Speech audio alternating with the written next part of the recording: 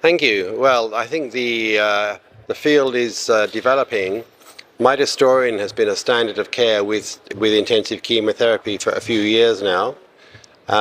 We at this conference presented data on the combination of intensive chemotherapy with gemtuzumab ozogamicin (GO) and with midostaurin. So it's a combination of these agents, and we've presented some really effective data to show that the survival of these patients appears to be increased, and the combination of a FLT3 inhibitor with chemotherapy with gemtuzumab is possible and safe. So I think this is a developing area, and other groups in Europe are interested in using this combination.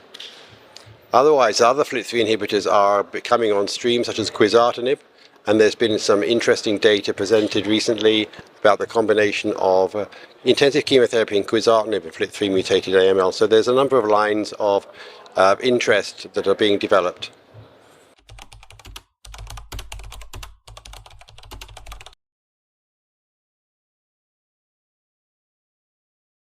Yes, I'm happy to. So FLAG-IDO is a very commonly used regimen, intensive regimen for the treatment of relapsed AML. We have combined it with gemtuzumab in a regimen called FLAG-IDO-GO and randomized this in a large study against chemotherapy, DA 3+7 chemotherapy plus GO. And we're particularly focusing on subgroups. And what we found was that patients with NPM1 mutations, there were 300 patients in the analysis, and we found that patients with NPM1 mutations had a significantly improved event-free and overall survival with the combination of FLAG-IDO-GO compared to the standard of care of DA-GO. And this resulted in an 18% of improvement in overall survival at 5 years. So it's a fairly convincing benefit for this group of patients. And I think this combination could become a standard of care. However, FLAG-IDO-GO, when we gave 2 courses of treatment, is intensive therapy, and patients, particularly after the second course of therapy, do have delayed count recovery compared to standard treatment.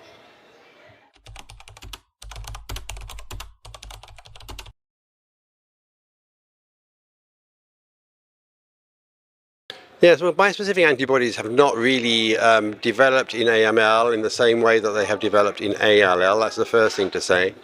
At Guy's Hospital in London, where I work, we've been using blinatumomab, which is the bispecific antibody targeting CD19. We've been using that in for patients with relapsed core binding factor leukemias. We haven't presented the data here, but we treated a number of patients with blinatumomab, and it's been well tolerated, and in some patients we've seen eradication of minimal residual disease.